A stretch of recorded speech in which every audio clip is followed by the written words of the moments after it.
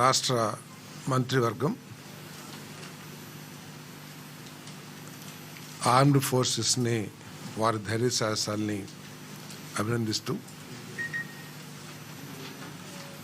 ప్రధానమంత్రి గారి నాయకత్వంలో భారతదేశం యొక్క శక్తియుక్తుల్ని ప్రదర్శించినందుకు ఒక తీర్మానం కూడా చేశారు. ముఖ్యంగా ముఖ్యమంత్రి గారు with pride I salute the brave warriors of Indian Armed Forces for swiftly avenging the Pahalgam terror attack. ఈరోజు ఉదయం ముఖ్యమంత్రి గారు ట్వీట్ చేయడం జరిగింది. సో అదే లైన్లో మంత్రిమండలి కూడా మన ఆర్మ్డ్ ఫోర్సెస్ చూపిస్తున్న ధైర్య సాహసాలని కానివ్వండి, మన భారతదేశం యొక్క ప్రతిష్టను ఇమిడింపజేసే విధంగా మన దేశాన్ని కాపాడుకుంటున్న తీరు ధైర్య సాహసాలతో, అదేవిధంగా ప్రధానమంత్రి గారి నాయకత్వంలో భారతదేశం యొక్క శక్తిని ప్రదర్శించినందుకు మరి తీర్మానం ద్వారా చేయటం జరిగింది. మరి ఆంధ్రప్రదేశ్ రాష్ట్ర ప్రజలందరూ కూడా, ఆంధ్రప్రదేశ్ రాష్ట్ర ప్రజలే కాదు దేశం యావత్తు ఆర్మ్డ్ ఫోర్సెస్ వెనకాల ఐక్యంగా నిలబడతామని చెప్పేసి కూడా చెప్పడం జరిగిందని చెప్పేసి మనం చేస్తాను. ఈరోజు సుదీర్ఘంగా రాష్ట్ర ముఖ్యమంత్రి శ్రీ నారా చంద్రబాబు నాయుడు గారి అధ్యక్షతన కేబినెట్ సమావేశం జరగడం జరిగింది. దాంట్లో ముఖ్యంగా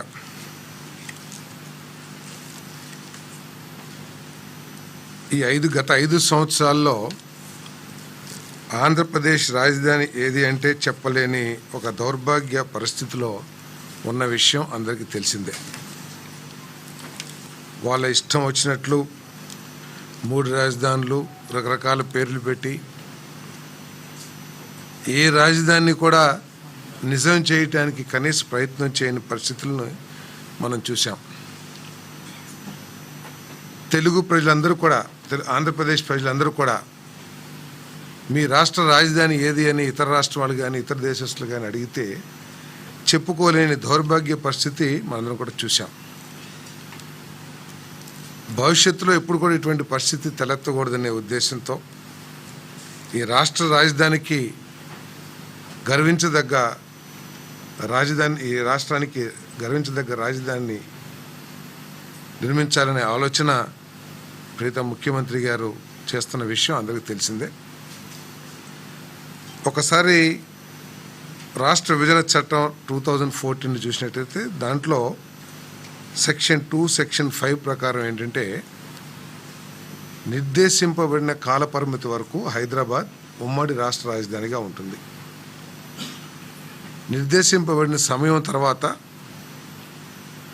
హైదరాబాద్ తెలంగాణ రాష్ట్రానికి రాజధానిగా, కొత్తగా నిర్ణయించబడే రాజధాని అమరావతికి ఆంధ్రప్రదేశ్కి ఉంటుందని చెప్పేసి ఆ చట్టంలో పేర్కొనబడింది. అంటే రాజధాని పేరు ఎక్కడ కూడా తెలుపుకోకుండా ఈరోజు దాన్ని అమెండ్మెంట్ చేయమని చెప్పేసి రిక్వెస్ట్ చేస్తూ తెలంగాణ రాష్ట్రానికి హైదరాబాదు, అమరావతి విభజిత ఆంధ్రప్రదేశ్కు రాజధానిగా అమెండ్ చేయాలని చెప్పేసి ఈరోజు ఏదైతే ప్రపోజల్ వచ్చిందో దాన్ని మంత్రిమండలి ఆమోదించడం జరిగింది.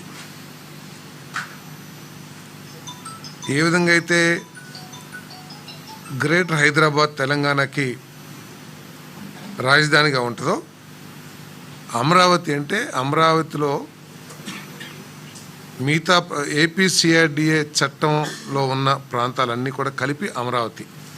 సో ఆ అమరావతి ఈ రాష్ట్ర రాజధానిగా పేరుని ఇన్సర్ట్ చేయటం, అంటే ఆ చట్టంలో ఏదైతే కొత్త రాజధానిని విభజిత ఆంధ్రప్రదేశ్ ఏర్పాటు చేసుకుంటుంది, డిసైడ్ చేస్తుందని ఏదైతే ఉందో అక్కడ కొత్త రాజధాని కాకుండా Amaravati will be the capital of Andhra Pradesh అనేది ఇన్సర్ట్ చేయాలని చెప్పేసి రికమెండ్ చేయడం జరుగుతుంది. చట్టాన్ని ఆమోదించాలని చెప్పేసి అది ఒక ముఖ్యమైన నిర్ణయం. అదేవిధంగా మనందరికీ తెలిసిందే, గత ప్రభుత్వంలో కేంద్ర ప్రభుత్వం నుంచి అనేక ప్రాజెక్ట్స్ వచ్చినా కూడా అమృత్ కానివ్వండి, జల్ జీవన్ మిషన్ కానివ్వండి, అనేక ప్రాజెక్ట్స్ వచ్చినా కూడా దానిని సద్వినియోగం చేసి ఈ రాష్ట్ర ప్రజలకి మేలు చేయటంలో పూర్తిగా వైఫల్యం చెందిన పరిస్థితులు మనందరికీ తెలిసిందే. ఉదాహరణకి అమృత్లో కొన్ని వేల కోట్ల రూపాయల ప్రాజెక్టులు ప్రతి ఇంటికి త్రాగునీటి కోసం కానివ్వండి, లేదు డ్రైనేజ్ వాటర్ని శుద్ధి చేయడానికి కానీ, లేకపోతే దాన్ని దూరంగా తీసుకెళ్ళి పరిశుభ్రమైన పరిస్థితులు క్రియేట్ చేయడానికి కానీ అనేక ప్రాజెక్టులు ఇచ్చారు. దాంట్లో 36-37% కేంద్ర ప్రభుత్వం ఇస్తే 36.5%, మిగిలిన భాగాన్ని రాష్ట్ర ప్రభుత్వం, యుఎల్బీస్, అదేవిధంగా 15th ఫైనాన్స్ వచ్చే నిధుల ద్వారా సమకూర్చుకుని 100% ఫండ్స్తో ప్రాజెక్టులు పూర్తి చేసి రాష్ట్ర ప్రజలకి మేలు చేయాల్సిన బాధ్యత అధికారం ఉన్న ప్రభుత్వం మీద ఉంది. కానీ పరిపాలన చేత కానీ గత ప్రభుత్వం ఏ విధంగా ఈ నిధులు సమకూర్చగలరో తెలియని పరిస్థితుల్లో ఆ ప్రాజెక్ట్ అన్నీ కూడా నిరుపయోగం అయిపోయి, ఇటువంటి గత ప్రభుత్వాలను చూసి ఈరోజు కేంద్ర ప్రభుత్వం ఏం చేసిందంటే, ముందు మీ రాష్ట్ర షేర్ని పెట్టండి, తర్వాత మేము మా వాటా ఇస్తాము అనే కొన్ని నిబంధనలు పెడతాం మూలంగా ఈరోజు ఒక వినూత్నమైన ఆలోచన చేసి గౌరవ ముఖ్యమంత్రి చంద్రబాబు నాయుడు గారి నాయకత్వంలో మున్సిపల్ అడ్మినిస్ట్రేషన్ మంత్రి శ్రీ నారాయణ గారు వివిధ స్టేక్ హోల్డర్స్తో డిస్కస్ చేసి మీటింగ్లు ఏర్పాటు చేసి, కాంట్రాక్టర్స్ కానివ్వండి, బ్యాంకర్స్ కానివ్వండి, కేంద్ర ప్రభుత్వ అధికారులు, మన రాష్ట్ర ప్రభుత్వ అధికారులతో చేసి ఒక కొత్త విధానాన్ని తీసుకురావడం జరిగిందని చెప్పేసి మనం చేస్తాను. కన్సెషనర్ హైబ్రిడ్ యాన్యుటీ మోడల్, చామ్ మోడల్లో దీని ద్వారా దాదాపు 6,777 కోట్లు ఈ పద్ధతిలో టేకప్ చేయాలని, దాంట్లో గవర్నమెంట్ ఆఫ్ ఇండియా 2,947.67 కోట్లు, మిగతాది కన్సెషనర్ సపోర్ట్తో ఈ ప్రాజెక్టులు చేయాలని చెప్పేసి నిర్ణయం తీసుకోవడం జరిగిందని చెప్పేసి మనం చేస్తాను. నేను ఈ ఏదైతే కన్సెషనర్స్ ఏర్పాటు చేశారో దానిని 10.15% ఇంట్రెస్ట్తో ప్రాజెక్ట్ కమిషన్ అయిన 2 సంవత్సరాల తర్వాత నుంచి 40 ఇన్స్టాల్మెంట్స్లో 10 సంవత్సరాల్లో ఈ పేమెంట్ రీపే చేయబడుతుందని చెప్పేసి కూడా మనం చేస్తాను. ఈ పద్ధతి మూలంగా జిఎస్టీ భారం కూడా రాష్ట్ర ప్రభుత్వం మీద పడిన పరిస్థితులు ఉన్నాయని చెప్పేసి మనం చేస్తాము. అంతేకాకుండా వడ్డీ రూపంలో కానీ వివిధ రూపాల్లో రాష్ట్ర ప్రభుత్వానికి దాదాపు 1,350 కోట్ల రూపాయల లబ్ధి కూడా చేకూరుతుందని చెప్పేసి కూడా ఈ సందర్భంగా నేను తెలియజేస్తా ఉన్నాను. ఈ నిర్ణయం ద్వారా రాష్ట్రంలోని మున్సిపాలిటీస్ అన్నింటిలో కూడా మౌలిక సదుపాయాలు త్వరితగతిన ఏర్పాటు అవుతాయని చెప్పేసి, త్వరలో దీనికి టెండర్స్ కూడా పిలవబోతున్నారని చెప్పేసి కూడా తెలియజేస్తా ఉన్నాను నేను.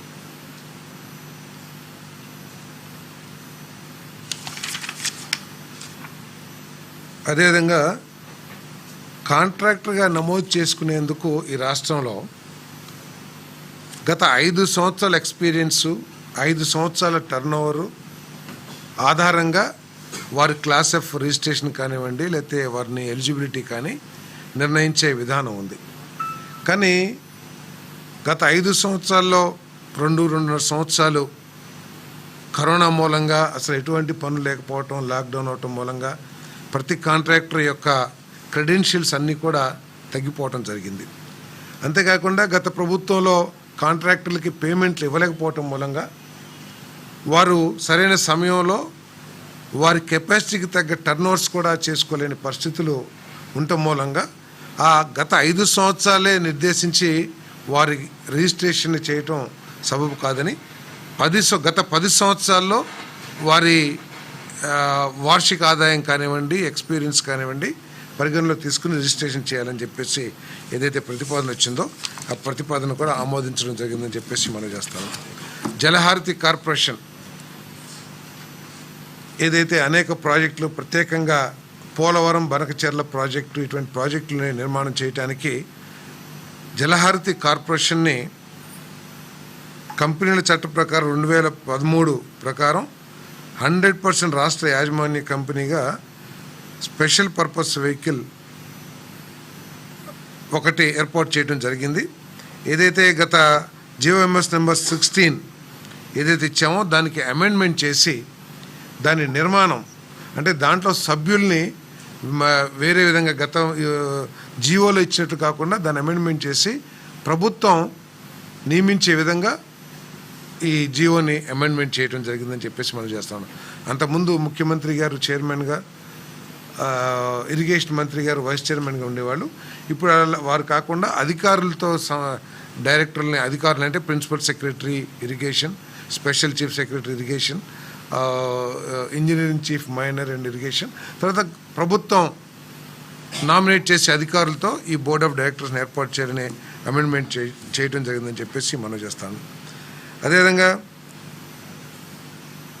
2025-26 మీరందరూ కూడా ఒకసారి గమనించినట్లయితే ఇరిగేషన్ శాఖలో ప్రత్యేకంగా మైనర్ ఇరిగేషన్ శాఖలో O&M వర్క్స్ అనేది గత 5 సంవత్సరాలు ఎక్కడ కూడా టేకప్ చేయలేదు. ఏదైనా అర్జెంట్ అవసరాలను బట్టో లేకపోతే అక్కడ పరిస్థితులను బట్టి ఎక్కడ 1-2 చేశారేమో, కానీ ఒక విధానపరంగా ప్రతి సంవత్సరం కాలువలు పొడికి తీయాలి, లేకపోతే డ్రైనేజెస్ని శుభ్రం చేయాలి అని ఒక విధానం లేకోకుండా ఎవరో ఎమ్మెల్యేలు అడుగుతున్నా, మినిస్టర్లు అడుగుతున్నా, లేకపోతే అక్కడ పరిస్థితులను బట్టి కొన్ని పనులు చేశారు. కానీ ఈరోజు ఈ ప్రభుత్వం 345.39 కోట్లతో 7,174 పనుల్ని ఆపరేషన్స్ని అడ్మినిస్ట్రేటివ్ శాంక్షన్ కోసం ఏదైతే ప్రతిపాదన చేసిందో దాన్ని ఆమోదించడం జరిగిందని చెప్పేసి మనం చేస్తున్నాం.